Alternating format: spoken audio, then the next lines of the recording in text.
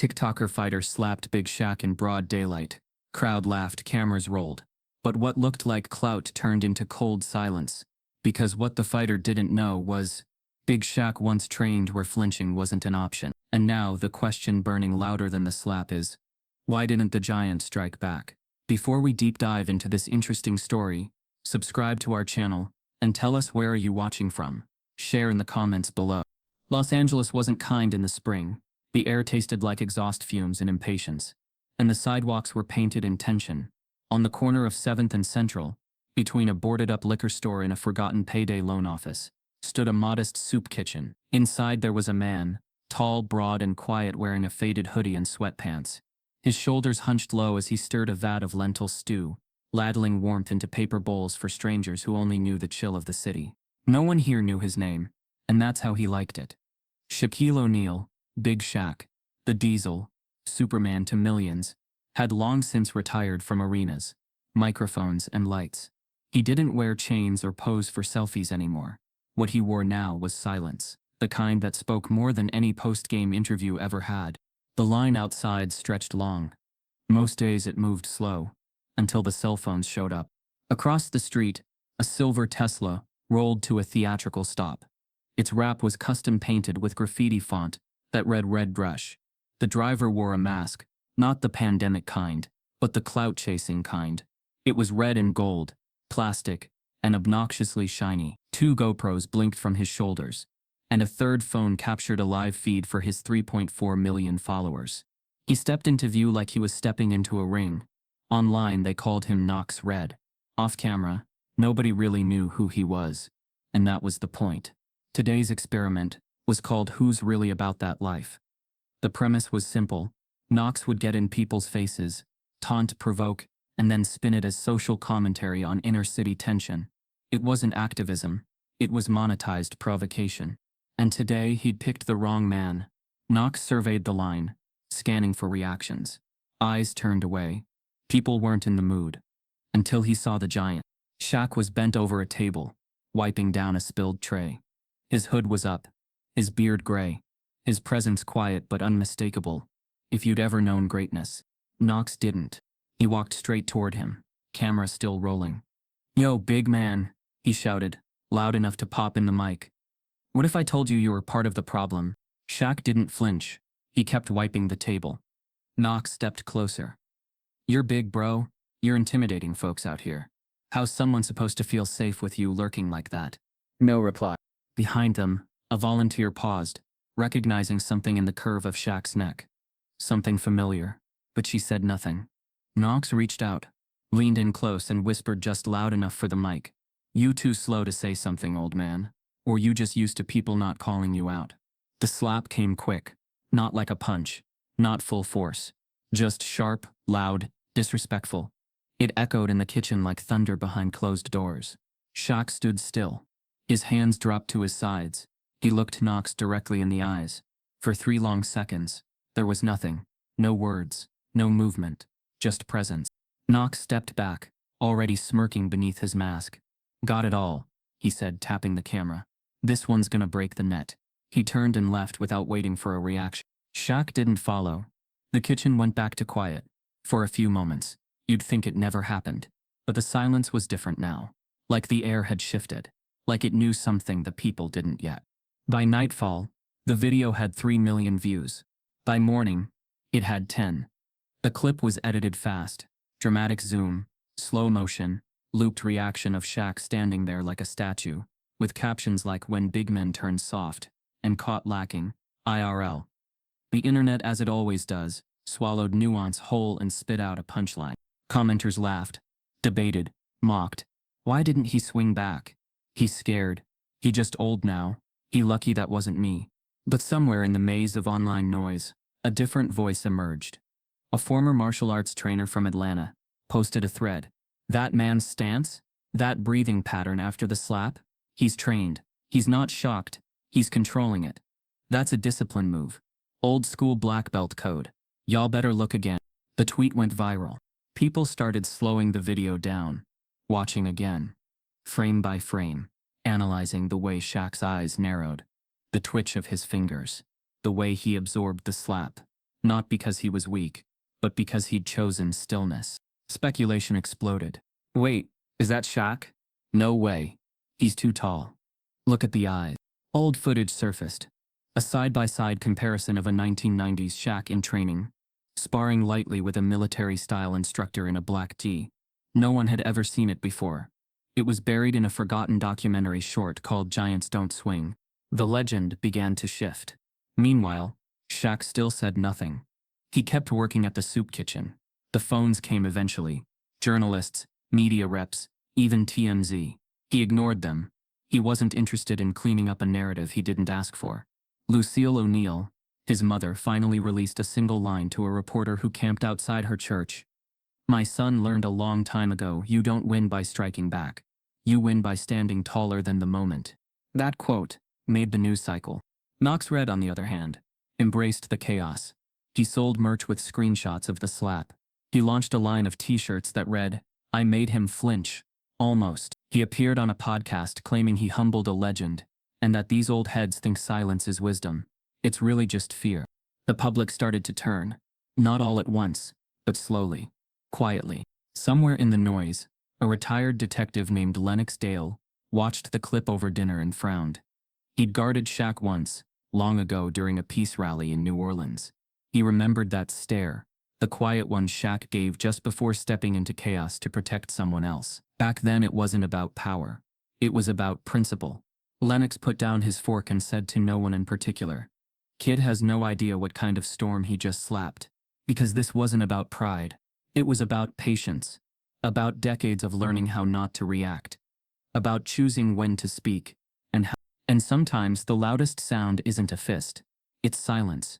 The kind that vibrates across a country that still doesn't know how to read black. Stillness without mistaking it for surrender. And the man who didn't flinch? He wasn't done. He was just getting started. The internet by morning had already moved past its laughter. What began as another viral slap prank now simmered with a new kind of heat. The slow boil of collective curiosity. The giant in the hoodie who didn't flinch, didn't react, and didn't even speak. Who was he? In an ecosystem driven by overexposure, mystery was gasoline. And this mystery had a face, a stance, and a silence no one could shake. The man's size alone was unforgettable. Bigger than anyone had a right to be, calm in a way that defied all expectation. Why didn't he swim? Why didn't he say something? The footage had no answers, only more questions. Knox Red, meanwhile, capitalized like a veteran hustler. His clip hit 30 million views in 2 days. Podcasts invited him, brands reached out. He did live streams in rented mansions, throwing around phrases like respecting boundaries and pushing conversations. But he never addressed why he'd slapped the man. He didn't need to. The algorithm loved him. In his world, it didn't matter if it was real. It mattered if it sold. And right now, the myth of the giant who got checked was printing money. But somewhere in Atlanta, on the edge of a rundown neighborhood, where the sidewalks curled at the edges, and the basketball nets were long gone, an old man named Caleb York watched the video in silence. His hand trembled slightly as he paused the frame right after the slap. It was subtle, but it was there. The way the man exhaled after the strike, slow and controlled. The way his eyes locked without blinking. That wasn't fear, that was discipline. Caleb hadn't coached in 20 years. But he remembered that posture. He remembered one student in particular, a boy with arms too long and a laugh too loud, who came into his dojo not to fight, but to focus. He remembered the O'Neill kid, and he remembered teaching him how to breathe through an insult like it was smoke. The world would poke him, prod him, try to make him swing, but a true martial artist only struck when there was no other path. Caleb clicked off the screen. "It's him," he said, mostly to the ghosts of trophies behind him. "It has to be." Across message boards, threads ignited. Amateur analysts posted frame-by-frame breakdowns of the slap. Someone zoomed into the hoodie's neckline, claiming to see a hint of a tattoo known to belong to Shaquille O'Neal. Others found an image of Shaq at a charity event the year before in a similar outfit. Debate raged. Could it be him? Was it just a look-alike? Why wouldn't he say something if it was? The silence did more than fuel speculation. It shifted the tone of the conversation. Comments stopped mocking and started wondering. Something about the way the man stood, how calmly he took it, felt intentional. The internet, usually driven by outrage and immediacy, began to linger in the pause, and that pause became a pressure point. A few blocks away from the soup kitchen, Shaq sat alone in a modest apartment he kept for moments like this. When the world grew too loud, he didn't check his phone. He didn't answer texts. He just watched the sunrise melt across the skyline and tried to silence the memory knocking at the door of his mind. Because the truth wasn't just that Knox reminded him of someone else, it was who he reminded him of. A boy named Gerald, tall, quick-tempered, full of noise and desperate for recognition. Years ago, in Newark, Gerald had followed Shaq after a high school talk, looking for a fight. "Ain't no way you real," he'd said, shoving Shaq's chest. "You just act calm for the cameras." Shaq didn't hit him then either. He'd walked away, and later found out Gerald had been killed in a parking lot altercation 6 months later. He saw that same fire in Knox's eyes, not the fire of confidence, but the burn of a kid raised on chaos, performing pain as entertainment because no one had ever taught him what else to do with it. And that's what made the slap hurt more than it stung, not physically, but morally. Shaq could take a hit. He'd been taking them his whole life. From coaches, media, racism, expectation. What bothered him now wasn't that he'd been struck. It was that the boy who struck him thought that was strength. He looked at the photo on the wall, his mother Lucille, smiling at his Hall of Fame induction. He remembered what she always told him when the lights went off, and the world stopped cheering. "The loudest ones are the loneliest, baby. You answer them by standing taller, not shouting back." Still, the noise outside was getting harder to ignore. Reporters were circling the soup kitchen now. Volunteers were being interviewed. The identity game had reached a fever pitch. Knox, noticing the shift, tried to tighten control of the story. He posted a follow-up video, smirking at the camera, saying, "He still hasn't come forward, probably too embarrassed. Or maybe he ain't who y'all think he is." He held up a blurry screenshot of the slap. "See that reaction? That ain't a black belt move. That's a punk move." But the tide was changing. Even his own fans weren't sure anymore. A retired SWAT trainer left a comment on the post. "That's not a punk move. That's restraint, and you're too young to know the difference." Knox ignored it, but it rattled him. He started looking for proof. Digging. Contacting old trainers. Searching for anyone who could verify Shaq's history in martial arts. He wanted to confirm or deny the rumors. Not because he cared about the truth, but because his brand depended on owning the narrative. If it really was Shaquille O'Neal, and the world decided he'd disrespected a cultural icon, his ride would end fast. But no matter how deep he looked, he couldn't find confirmation. Shaq had kept that part of his life buried beneath layers of media polish. Basketball eclipsed everything. Martial arts was something private, something protected. And now that silence was haunting. Knox's followers started tagging ESPN. Former players commented cryptic emojis under the video. Retired athletes posted vague messages about strength and stillness. The culture had taken over, and Knox was no longer in control of the spotlight. But Shaq still didn't post. Still didn't tweet. Still didn't speak. Not out of fear, but because he understood something Knox never would. When the world's watching for a reaction, silence becomes power. Stillness becomes resistance. And the one who speaks last often speaks loudest. He wasn't interested in revenge. But something in that boy's eyes, reckless, hurting, loud, wouldn't let go. Shaq stood slowly, stretching his back, as the sunlight crept across the hardwood floor. He'd been still long enough. It was time to return to Atlanta. Not to prove who he was, but to remember who he'd been, and why it mattered now more than ever. Long before the roaring crowds, before the sneaker deals and championship rings, before the name Shaq became shorthand for dominance, there was silence. Not the kind found in locker rooms or behind closed hotel doors, but a deeper silence. Ritual-rooted, disciplined. It began in a windowless dojo at the edge of Newark, tucked between a shuttered radiator shop and a dog-eared laundromat that always smelled faintly of bleach and burnt lint. There was no sign above the door, no website, no advertisement, just a rusted metal handle and a red sticker that read "Private Property. Do not enter." Shaquille was 12 when his mother took him there. The first time. He was already big for his age, nearly 6 feet tall, with hands that dwarfed silverware, and knees that never fit under desks. The world had already begun to recoil from his size. Teachers feared his temper before they saw his report card. Security guards followed him in corner stores, and kids either idolized or feared him. Lucille O'Neill knew what came next, if she didn't intervene. So she brought her son to the only man she trusted to train not just his body but his soul. Thorne Galloway answered the door barefoot, his left eye cloudy from an old explosion, a cane in one hand, and a scar above his lip that looked like lightning. "Your mama says you're loud," he'd said, squinting up at the boy. "That true?" Shaq didn't answer. Thorne nodded once, stepped aside and let him in. There were no mirrors in the dojo, no belts, no trophies, only a threadbare mat, a row of wooden dummies, and a framed photo of a man in a soldier's uniform standing barefoot beside a child-sized punching bag. "Rule 1, Thorne said as the door shut behind them. "We don't train to hurt people. We train to survive them." And that's how it began. 3 times a week for 6 years, Shaq trained in secret. Basketball was loud, filled with high fives, whistles and marching band music. But martial arts, real martial arts, was about stillness. He learned to balance buckets of sand on his back while kneeling. He learned to meditate in freezing silence for hours. He learned to recognize the difference between threat and noise. The world, Thorne said, would always confuse the two. It wasn't about kicks or punches. It was about presence, about how to enter a room and command peace without ever raising your voice. Thorne used to tell him, "You don't scare them because of your size. You scare them because you don't move the way they expect." That stayed with him. Thorne had been a tunnel rat in Vietnam. He told stories and riddles, made jokes out of pain, and taught Shaq that black boys had to master the art of measured silence if they ever wanted to grow old. "You can't flinch every time they poke you," he'd say. "You flinch, they think you're unstable. You swing, they say you're dangerous. But if you breathe and stand still, they won't know what to do with you." Shaq absorbed those lessons like breath.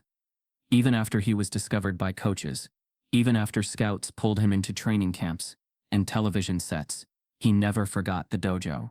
Thorne never visited his games, never asked for tickets, but he watched from afar, and when Shaq made the pros, he mailed a single note: "The world's gonna try to take your silence. Don't sell it cheap." Years later, when the world branded him unstoppable, when late-night hosts called him a man-child, and fans begged him to fight back against trash talkers, Shaq would remember that floor, that photo, that voice whispering, "Don't give them the performance they're expecting." But he never told anyone. Not teammates, not friends, not even his kids. The martial arts life belonged to a version of him that didn't fit into TV segments or Nike ads. It was private, sacred, and maybe, in a way, it was buried. Until now. Back in the present, as the world argued about his reaction to a slap, Shaq stood in the quiet hallway of an assisted living home in Atlanta. The walls smelled of lemon disinfectant and memory. He'd booked the visit under an alias. No cameras, no handlers, just a duffel bag in one hand and a folded piece of paper in the other. "Room 211. The nameplate read Thorne Galloway. The door was cracked open, and soft jazz floated out into the corridor like a memory escaping from under the door. Thorne sat in a recliner by the window, wrapped in a thin robe, watching birds pick through a feeder on the sill. His cane leaned beside him like an old comrade. Shaq entered quietly, sat across from him without a word. Thorne didn't look up. "You came late." "I didn't know where to go," Shaq said finally. Thorne exhaled through his nose. The dojo was never about a place. It was about knowing how to walk through fire without throwing sparks. "That boy that hit you, he's the fire." Shaq stared out the window. "They think I'm scared." Thorne chuckled. "Then your training held. You ever think maybe your silence said more than any fist ever could?" Shaq shifted in his chair. "It's not just the slap. It's what he represents. A whole generation raised on clout and confrontation. They don't see strength unless it screams." "And what do you want them to see?" Thorne asked. "I want them to understand there's power in stillness. That sometimes not reacting is the hardest thing a man can do." Thorne nodded slowly. "Then stop hiding. The legend they're debating online? He doesn't need to be confirmed. But the kids watching, especially the angry ones, they need to see what self-control looks like. They need to see you stand in it." There was a long pause.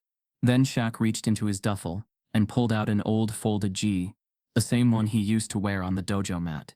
The fabric was faded, the seams worn. Thorne looked at it and smiled for the first time. "You kept it." Shaq nodded. "Some things don't belong on display." Thorne leaned back and closed his eyes. "You're not going back for revenge." "No," Shaq said softly. I'm going back because too many boys like him never had someone tell them that walking away is a win. I don't want him to become another Gerald. Thorne didn't ask who that was. He didn't need to. Outside, the birds scattered as a car alarm went off in the distance, then faded again. The city always found a way to interrupt peace. But for a few more minutes, the dojo lived again, quiet, strong, and still. And in that moment, the legend that had never truly died, quietly prepared to return, not with a roar but with a reckoning. The slap wasn't a mistake. It wasn't a flash of impulse, or a moment of provoked rage. It was bait, carefully calculated, filmed from 3 angles, timed for maximum reaction, and scripted down to the catchphrases Knox planned to drop right after. Because Knox Red didn't just go viral, he engineered it. Every post, every shout, every insult was a move on a digital chessboard where the only king that mattered was the algorithm. And if he could goad the right target into swinging back, then that punch would be the thumbnail, the slow-motion centerpiece, the soundbite replayed until it was stitched into TikTok history. What Knox didn't expect was silence. And not just silence, but complete composure. The man didn't flinch, didn't bark back, didn't shove, just stood there, like a monolith while the world watched and waited. That silence infuriated Knox, not because it embarrassed him, but because it denied him the ending he needed.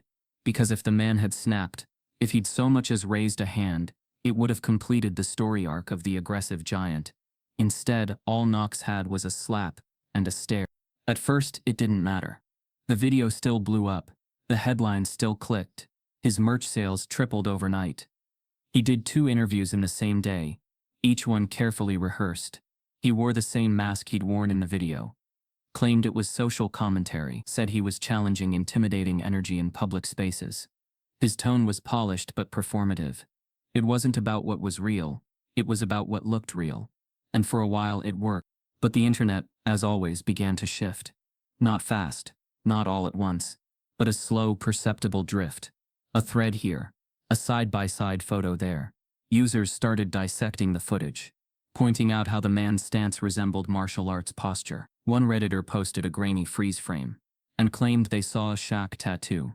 Another posted a quote from an old Shaquille O'Neal interview, where he mentioned training in secret, away from the court. The theory started gaining momentum, and suddenly Knox wasn't just an influencer anymore. He was a man who may have slapped Shaquille O'Neal. At first, Knox laughed it off, posted a satirical clip, holding up a Spalding basketball, and saying, "Next y'all gonna say I smacked LeBron too."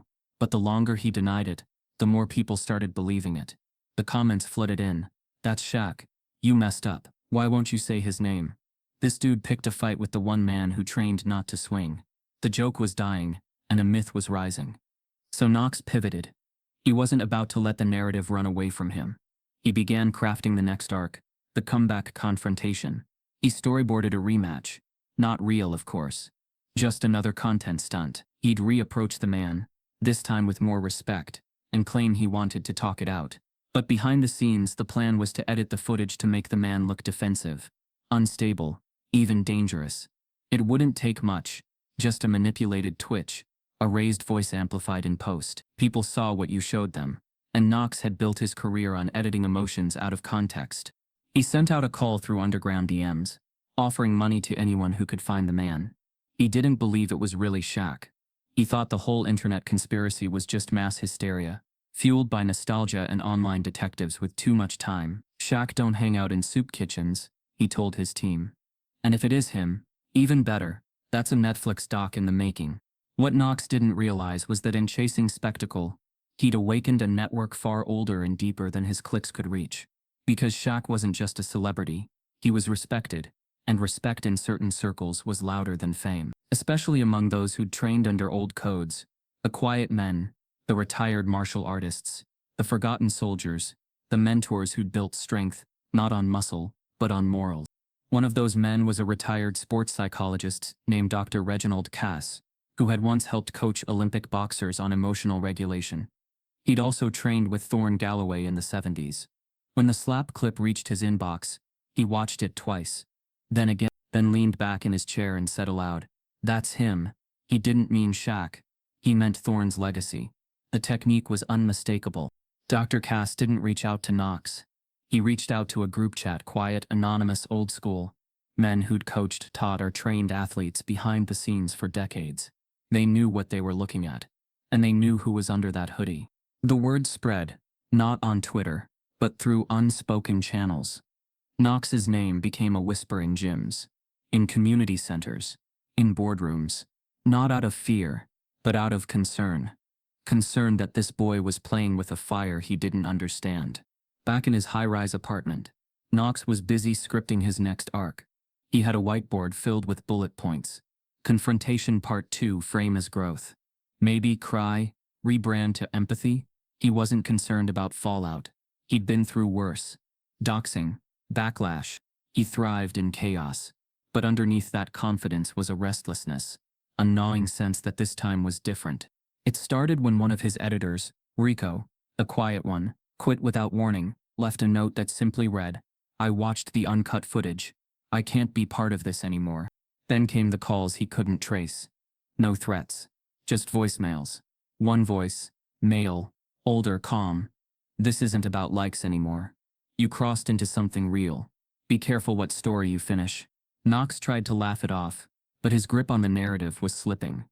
Even his diehard fans were asking questions. The mask, once a brand, now felt like a shield. His next post tanked. His stream glitched mid-recording. Brands began pulling back, not in anger, but uncertainty. What he didn't know, what he couldn't know, was that Shaq wasn't silent because he was scared. He was silent because he was planning something deeper than a response. Because patience, like silence, wasn't emptiness. It was preparation. And the story Knox thought he was telling? It was no longer his to control. The city hadn't changed much, but Shaq had. Atlanta's skyline still wore its pride like a crown, even as its streets whispered of old ghosts. He drove without music. The windows cracked just enough to let the noise of the world seep in, a kind of penance for having stayed quiet too long. This wasn't a homecoming. It was a reckoning. Not with Knox, not with the media circus circling him, but with a man who once taught him how to stand still while the world tried to shove him off center. The road to the veterans' facility wound past neighborhoods with cracked sidewalks and half-forgotten murals. Some of those faces on the walls he'd once known. Some were gone now, lost to time, to poverty, to headlines that faded too quickly. He parked beside a row of neglected rose bushes. The smell was sharp, alive, fitting, he thought, for what lay ahead. Inside, the halls were quiet in a way that felt different from peace, more like waiting. Shaq moved past framed photographs of war heroes, men caught mid-smile or mid-stride, and turned down the west wing. Room 117 had no decorations outside, no welcome signs, no flowers, but the door was open, as if expecting him. Thorne Galloway sat by the window, his body reduced but not defeated. Age had not softened him. The wheelchair looked like it belonged to someone else. His posture was straight, his eyes clearer than the blue sky behind him. A chessboard sat untouched beside him, and the television was turned to static. He didn't need distractions. His mind was always working. "You waited long enough," Thorne said, not turning as Shaq entered. Shaq closed the door gently. "I wasn't sure if I should come." "You were never sure. That's why you used to flinch inside, instead of out." Shaq pulled a chair near him. They sat in silence for a moment, letting the weight of unspoken history fill the room like dust in sunlight. "I didn't swing," Shaq said. "I saw. He wanted me to." "They all do. And when you do, they say you're unhinged. When you don't, they say you're weak. The trick isn't deciding what they'll say, it's deciding who you are." Shaq exhaled slowly. I stayed silent. I thought maybe that was enough. Thorne turned to look at him, eyes sharp. "Silence only works when the world still hears your heart. But this world, this noisy, vicious, clipped-up world, it'll talk over you unless you teach it how to listen." Shaq nodded slowly. "You think I should speak out?" "I think it ain't about you anymore. It's about all the boys watching that video. The ones growing up thinking strength is something you post, something you sell. You ain't protecting yourself by staying quiet. You're starving them of an example." Outside the window, a small group of kids passed by the chain-link fence, their backpacks bouncing. One of them mimed a punch while the others laughed. A hollow sound followed. Shaq leaned forward. "If I speak, it can't be about revenge." "Then don't aim it at the boy," Thorne said. "Aim it at the disease. This sickness of proving yourself through conflict. Reclaim the meaning of strength. Show them that walking away from a fight can be louder than starting one. They sat for a long time after that, saying nothing. Shaq eventually stood, placed a hand on Thorne's shoulder, and gave the kind of nod that carried weight without words. But across the city, in an entirely different energy, Knox Red was knee-deep in digital dirt. His research team, 2 interns and a freelance content producer, with no ethics code, had spent 3 days trying to dig up Shaq's past, not the public past, the hidden one, the one Knox was convinced had skeletons worth exploiting. The idea wasn't new. Dig into a celebrity's background, find a controversial thread, pull it just enough to suggest scandal, and frame it as a necessary exposé. Knox didn't care if it was accurate, only if it was click-worthy. His goal wasn't destruction, it was dominant, and right now Shaq's silence was stealing the spotlight. One of the interns found an old incident report from 1989 involving a juvenile altercation outside a Newark recreation center. It was vague, details were redacted, but the name O'Neill showed up in the footnotes. Knox grinned when he read it. "This is it," he said. "The crack in the statue." He started drafting the post in his head. Something dramatic. The peaceful giant? Maybe not. He would hint at suppressed rage, suggest Shaq's silence was guilt, not grace. He even planned the thumbnail, Shaq's face in grayscale bold red text reading the truth about the slap. But there was a problem. The deeper he dug, the more the story unraveled. The altercation turned out to be a misunderstanding, where Shaq had intervened to break up a fight, not start one. A witness interview from a local paper revealed Shaq had de-escalated 2 kids about to pull knives. One of those kids, now a youth pastor, credited Shaq with saving his life. Another had written about the event in a published memoir, calling Shaq the calm in the storm. Knox slammed his laptop shut. He was angry. But more than that, he was unsettled. He had expected a chink in the armor. Instead, he found reinforcement. His editor, one of the few who hadn't walked, looked at him. "You're not gonna post it, are you?" Knox didn't answer. Just stared at the blank screen, fingers still poised, trapped between the urge to burn and the knowledge that this time, the fire would consume him. Elsewhere, Shaq stood beneath a mural in West Atlanta, one he hadn't seen since it was finished years ago. It showed him in mid-layup, but behind him, instead of a court, the artist had painted a dojo floor, golden light pouring from the ceiling above. At the bottom, in red script, it read, "Sometimes stillness is the loudest strength." A group of teens walked by. One recognized him, pulled out a phone, then paused. "Hey," he said, lowering the camera, "you really didn't hit him back?" Shaq smiled faintly. "What would that have taught you if I did?" The teen blinked. "That you were mad. And what do you think it taught you when I didn't?" The boy thought for a long moment, then nodded. "That you're in control." Shaq clapped him gently on the shoulder. "That's the real fight." And with that, he walked away back into a city that had tried to bury him in noise, but was finally beginning to understand the weight of his silence. For a while, the mask had worked. It was more than just branding. It was a shield. Knox Red had built an empire from behind that glittering red and gold piece of molded plastic, letting it say what his face couldn't: power, control, detachment. He didn't need to flinch or smile or blink. The mask gave him permission to be bigger than the truth. But masks crack not because someone hits them, but because pressure builds from the inside, and when that pressure turns into heat, even gold melts. The crack started with a whisper. A subtle upload. A 54-second video posted by a throwaway account that had never existed before that moment. The title was vague. Behind the camera, Red Rush Uncut. But the content was a slow grenade. It showed Knox unmasked, pacing back and forth in a hotel leet, rehearsing his lines. Okay, you're part of the problem, right? Hit him with that first. Then wait. If he flinches, say he's threatening you. If he doesn't, then we escalate. He chuckled. This one's gonna break the app. In the background, one of his team members could be heard asking, "Are you sure he's not homeless or something?" Knox's reply came fast. "Doesn't matter. If he gets loud, we win. If he stays quiet, we frame it as shame. Either way, it sells." The room went silent for a beat. Then someone said, "But what if this guy's not just some dude?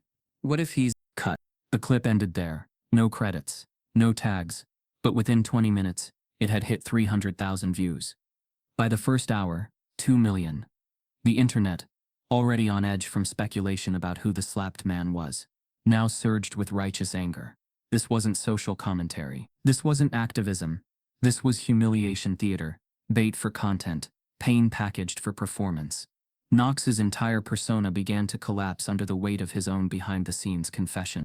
Reddit exploded first, then YouTube, then Instagram pages dedicated to exposing internet hoaxes posted side-by-side comparisons of Knox's public speeches versus his private rehearsal. Screenshots of his sponsorships with energy drinks and mobile apps began disappearing from his own bio. Influencers who had once collabed with him started issuing vague apologies. One posted, "I should have seen the signs, clout isn't worth integrity." Knox didn't react immediately. His PR manager urged silence, a cooling-off period, a pre-scripted statement about being misunderstood. But Knox wasn't wired for patience. He'd always moved fast, always stayed ahead of the spin.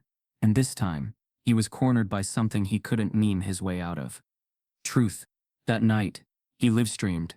No mask, no fancy intro, just a dimly lit room, him in a hoodie, staring dead into the lens, like it was a courtroom. He didn't apologize, not really. He acknowledged the leak, claimed it was part of a dramatization. Said people were too sensitive, that everything online is part real, part performance.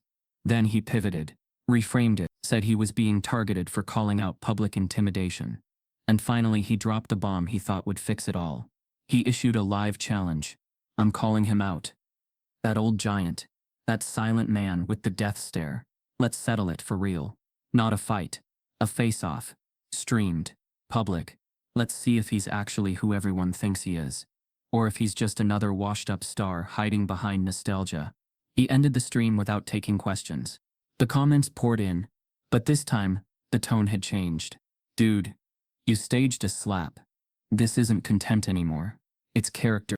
You don't challenge peace and call it bravery. Hashtags began trending. Knox exposed. The real strength is silent. Team Shaq. That last one? Shaq still hadn't spoken.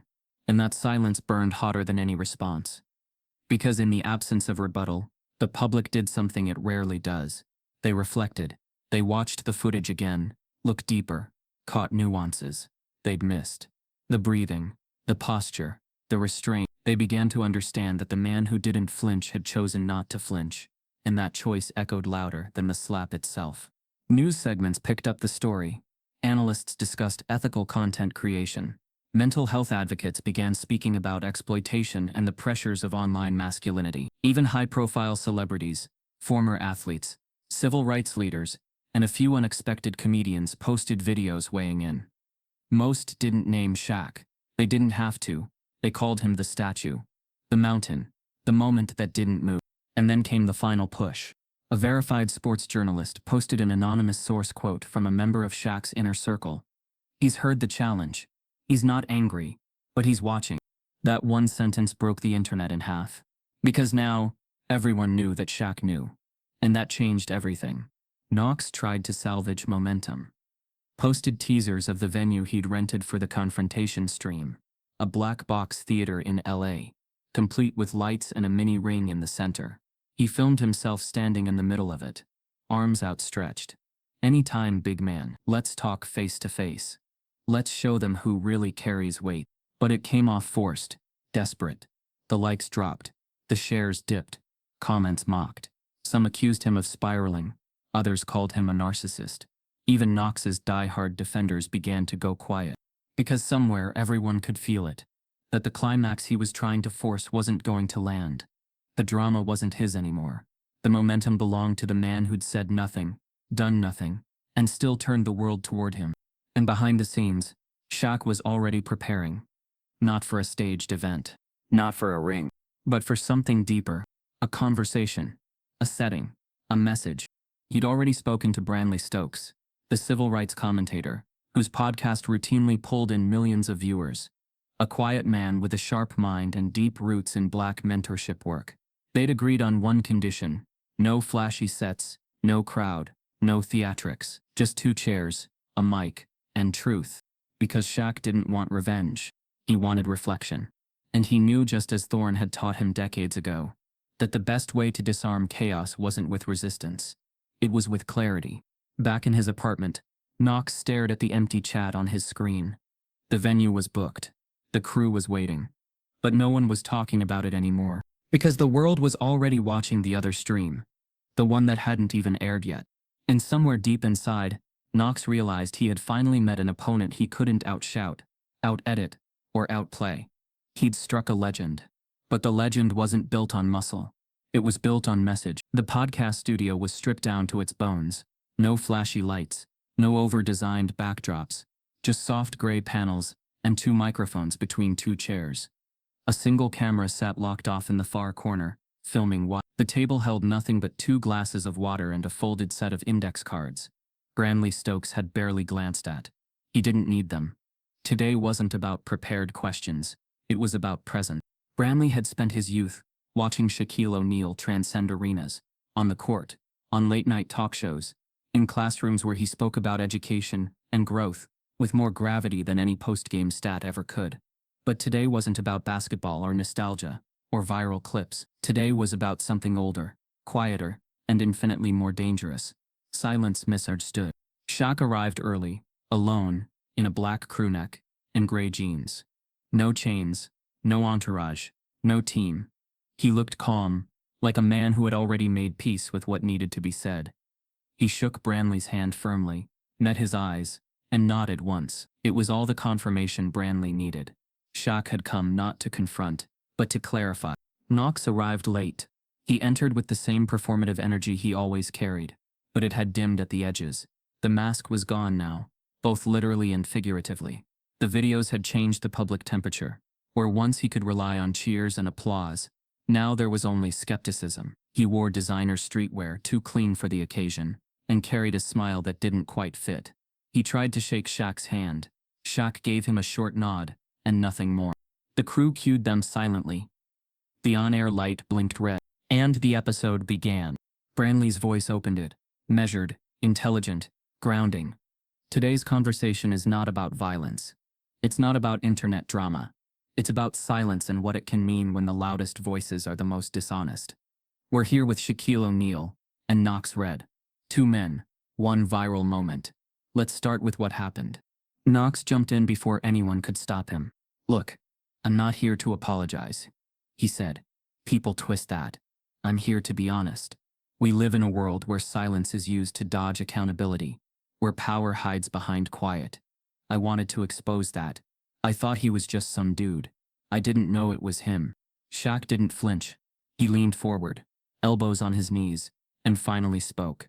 The voice was deeper than the clip suggested. Calm, grounded, like it had weight behind it. You didn't know who I was, he said. But you knew what you were doing. Knox smiled thinly. I make content. That's what I do. It was an experiment. No, Shaq said. It was a performance, and not for truth. For attention. You slapped a stranger, and framed it as justice. The room tightened. Branley turned toward Shaq. Why didn't you respond? Shaq looked directly into the camera. Not at Branley, not at Knox. Because I've spent my whole life teaching myself not to react the way the world expects, black men too. I didn't flinch because I've been trained to breathe, to wait, to assess, not to protect myself from a slap, but to protect others from what the world might do to me. If I responded, he looked at Knox now. I let it happen. I chose not to move. Because I knew the real hit wasn't your hand. It was what you were trying to say about people like me, that we're threats. That our silence is guilt. That our stillness is a smirk. Knox shifted. Man, that wasn't the point. Shaq cut through him. The point was humiliation. You wanted control of the moment. You wanted me angry, because you could sell that. But I've learned something you haven't yet. Knox raised his eyebrow. Shaq continued. The strongest person in the room isn't the one who yells first. It's the one who knows they don't need to. Branley nodded slowly. Shaq, there's been speculation that this moment was bigger than just you. That it struck a nerve culturally. Do you believe that? Shaq answered without hesitation. I think people are tired of being provoked. Tired of being filmed, edited, and turned into caricatures. You walk into poor communities, hold up cameras, and poke at pain you don't understand. You say you're raising awareness, but really you're just selling trauma. That ain't strength, that's exploitation. Knox opened his mouth but no words came. Not yet. Shaq leaned back. letting the weight of his words hang. There's a difference between visibility and vulnerability. One's a light, the other's a trap. Branley watched Knox. Gave him space. Do you have anything to say to that? Knox fidgeted. I didn't expect all this to go so far. I didn't think it would change me. Shaq tilted his head. Did it? Knox looked down. I thought if I made enough noise, I'd matter. But now the noise just feels empty. For the first time, something in his voice cracked. Not performative. Real. Shaq nodded. That's the moment. Right there. That's where the work begins. The conversation paused. Not in silence, but in something fuller. A weight. A realization that this wasn't a fight. It was a turning point. Branley cleared his throat. Shaquille, do you have anything else you'd like to say? Shaq stood. Slowly, not abruptly. He looked out at the camera again. I'm not here to prove anything. I'm not here to fight. I'm here because kids are watching. And I want them to know that you don't win by swinging back. You win by staying rooted. By choosing when to speak and when silence can say more. He looked at Knox one last time. You don't have to be loud to be heard. But you do have to be true. Then he left. Just like that. No dramatic sign-off. No mic drop. Just a quiet departure that left the air buzzing with something deeper than applause. Understanding. The camera kept rolling for a few seconds. Knox stared after him, blinking. He looked at Branley, unsure of what came next. Branley didn't say a word. The recording ended in silence. And the world, watching from screens, headphones, classrooms, and barbershops, understood exactly what had been said. The apartment was too quiet. The neon ring light, usually casting the perfect glow across Knox Red's sharp jaw and curated chaos, sat unplugged in the corner. His editing station, normally buzzing with cuts, clips, and thumbnails begging to go viral, was untouched. A half-eaten bowl of cereal sat next to a whiskey glass that hadn't been used, just filled and forgotten. The only light in the room came from the laptop screen, illuminating a face that looked nothing like the confident provocateur the internet thought they knew. He clicked go live. No countdown, no intro music, no overlays, just Knox. Raw, pale, eyes sunken with the kind of exhaustion that doesn't come from sleepless nights, but from soul fatigue. He didn't wear the mask. He didn't even try to style his hair. His hoodie hung off one shoulder, collar stretched, revealing the scar on his collarbone he usually covered. Yeah, I know, he started, his voice already frayed. I'm not supposed to do this. My manager said don't go live unless it's controlled. But I can't. He paused, breathed. I can't fake it anymore.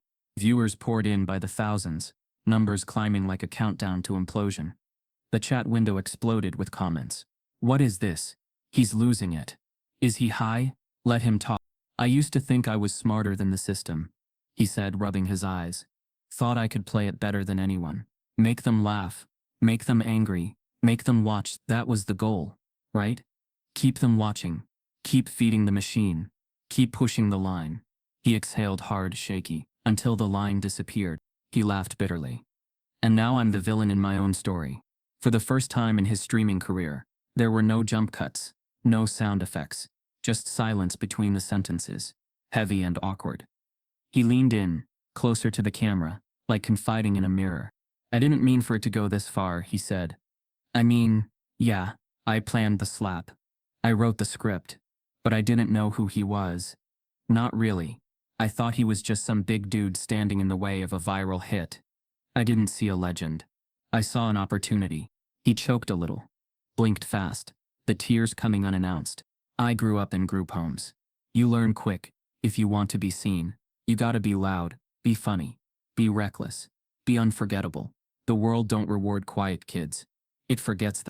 He wiped his face on his sleeve. You ever been 11 years old and realize nobody's coming for you? That there ain't no family reunion, no Christmas list with your name on it? You learn to sell something. Me? I sold noise. The chat was slowing. Fewer jokes now. Fewer insults. A stream of watchers, unsure how to feel about a man unraveling in real time.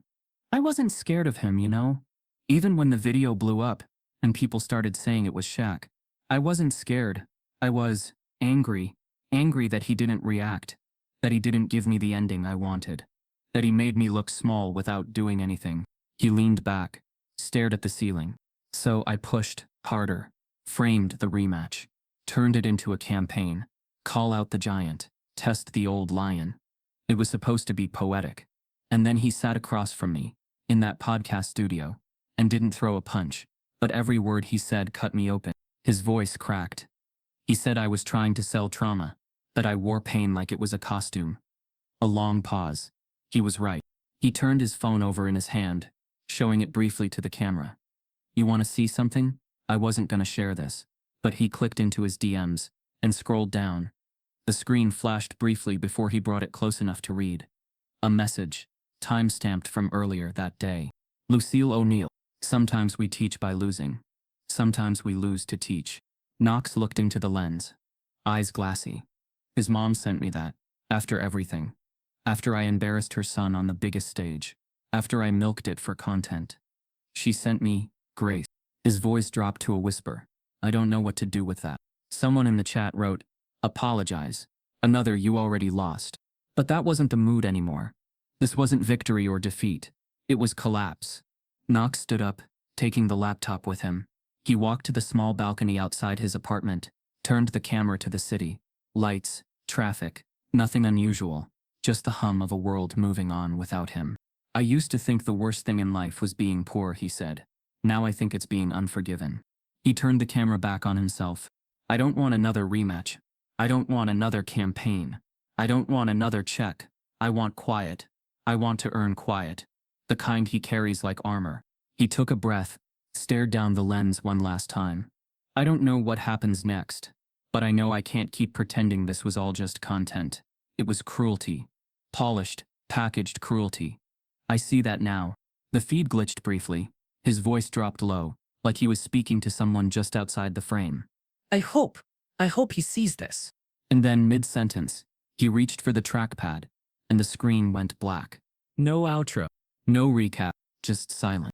And the world, watching in stunned stillness, understood that they had just seen not a man fall, but a man finally feel. The gym smelled like dust, floor polish, and echoes.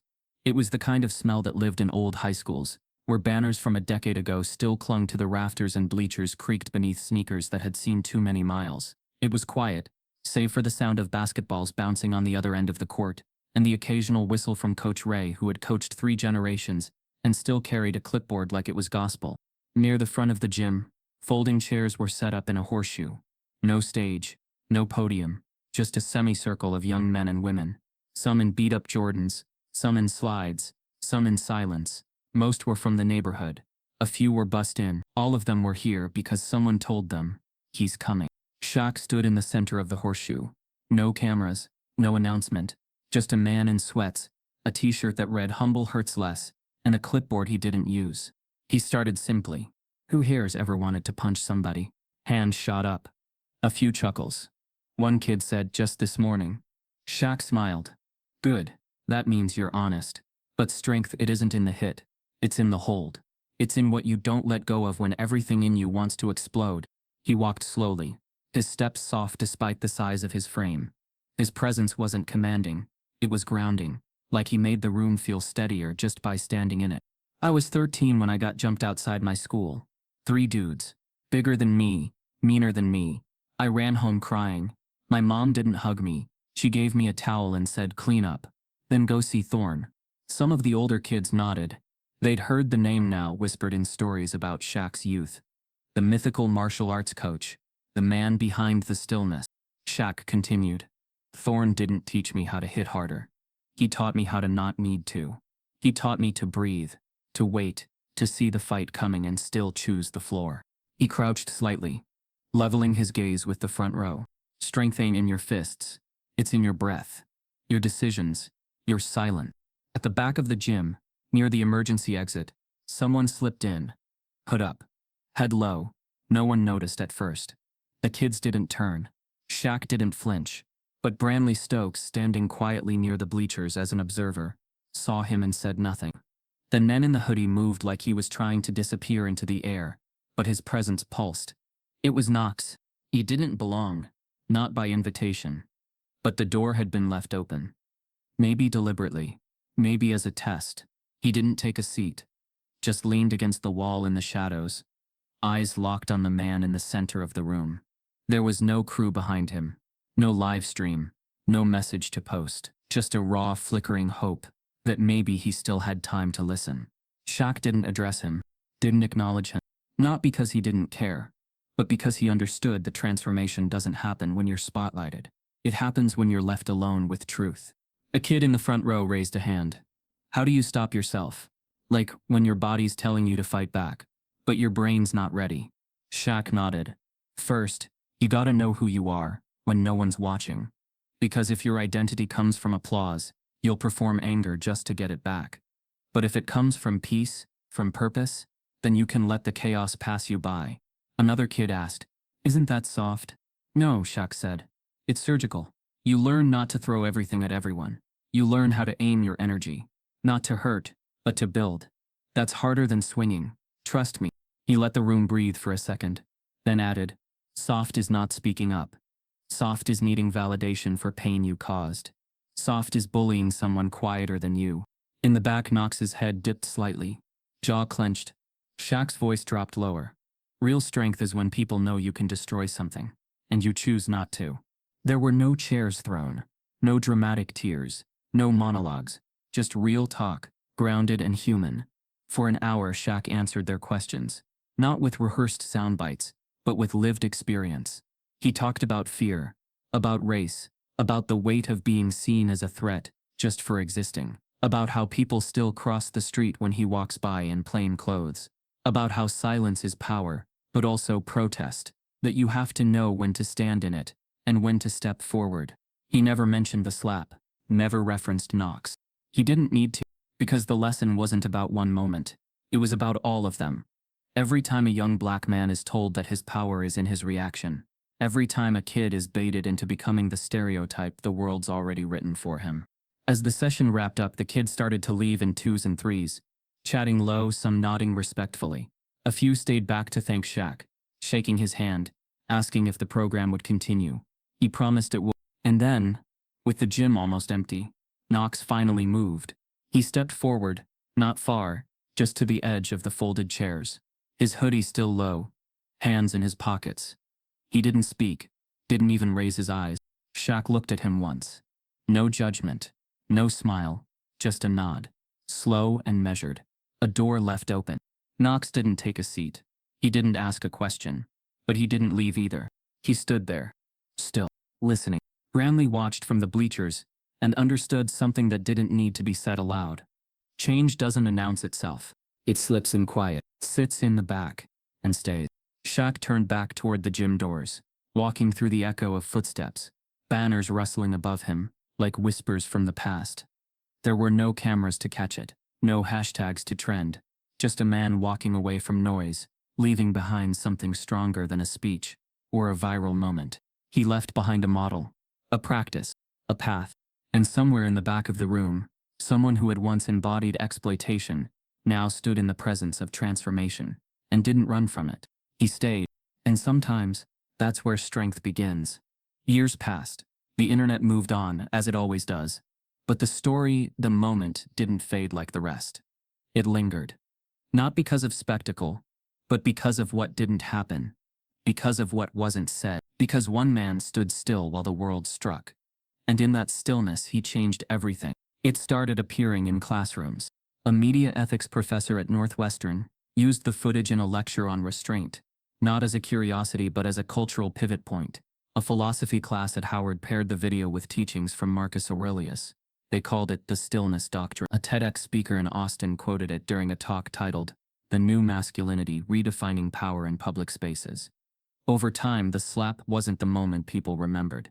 It was the pause after it, the breath, the posture, the silence that followed. Shaquille O'Neal never gave an official interview about it. No memoir chapter. No documentary. The clip lived online. Sure, but without his voice dissecting it. It became something more potent than explanation. It became an open space, one people projected their own reckoning into. Young men wrote college essays about it. High school debate teams used it to argue the definition of dignity. One public charter school in Philadelphia even started a program called Still Standing, inspired by Shaq's post-slap mentorship model. Their motto was scrawled on banners above basketball courts and classroom doors: "Control is the new courage." The mentorship centers grew. What had started as a quiet after-school circle in Atlanta expanded to Detroit, Baltimore, Newark, and Oakland. The approach was simple: no lectures, no uniforms, no forced speeches, just space. Open gyms, open dialogue, a listening ear when the streets got too loud. They didn't advertise. Kids came because someone they trusted said, "You need to hear what this man says," without saying it. Shaq never took the spotlight. He showed up in hoodies and sweatpants, brought his own food, paid for everything out of pocket. He was never the loudest in the room, rarely even sat at the front.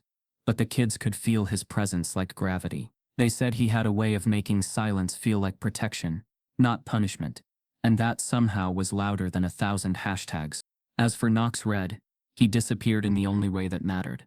No final post, no goodbye content, just a slow, steady vanishing.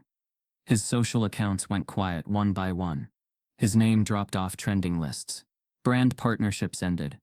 Podcasts removed his episodes. For a while it looked like he might have ghosted the world altogether. Until a video surfaced. It wasn't viral. It was a phone recording from inside one of Shaq's Detroit centers. Grainy, shot from across the gym. A group of kids were seated in a circle, talking, listening.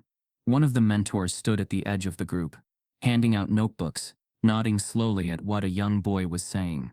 The man in the hoodie was hard to identify. Until he raised his head, and the camera caught his profile. It was him. Knox. Older. Softer. Unmasked. No signature smirk. Just a quiet focus on the kids around him. The person who uploaded the video didn't tag him, didn't name him. The caption simply read, "Healing looks different for everybody." The comment section didn't explode. There were no jokes. Just nods. Likes. A few words of support. A few whispered recognitions. Knox never confirmed it was him. Never posted about it. But he was spotted again, 6 months later, in Oakland, sitting at the back of another mentorship group. He never led the sessions. He just helped clean up afterward, handed out water bottles, picked up loose papers. Someone asked him once if he was that guy. He said not anymore. Somewhere along the way, the world stopped asking who won. Because the slap wasn't a victory. The silence wasn't defeat. It was something else. Something more eternal. People started calling Shaq the man who didn't flinch. The name appeared in think pieces, book titles, spoken word sets. A mural was painted in a Kansas City community center. Shaq standing calm in the middle of a chaotic swirl of graffiti. Insults. His silhouette still and unmoved. At the bottom it read, "They came to test his anger. He gave them his stillness." Shaq didn't attend the unveiling. He never showed up for the honors. He just kept moving. One city to the next. One group of kids to another. He'd sit on folding chairs in echoing gyms and remind young men that the world would bait them with buttons, then punish them for pressing back. That the challenge wasn't just to survive anger, but to outgrow it. In one session he told the kids, "You're not weak if you walk away. You're weak if you forget who you are in the moment they want you to forget." The story outlived the moment, and over time it wasn't just about Shaq or Knox. It became about the mirror it held up. A mirror that showed how quickly we consume conflict, how easily we mistake noise for truth, and how desperately we need new models of strength. Ones that don't swing first, don't shout loudest, but simply stand steady. Years later, a freshman at Emory wrote a paper titled, "The Man Who Didn't Flinch: Silence as Resistance in the Age of Spectacle." Her closing line became its own kind of echo across lecture halls and timelines. In a world addicted to reaction, stillness becomes revolution. Shaq never read the paper. He didn't need to. He was already living it. Still, if this story made you pause, good. That pause is where change begins. Carry it into your conversations, your classrooms, your communities. Strength isn't always loud, and impact doesn't always trend. Keep your eyes open for the quiet ones. They're often the ones shaping the future.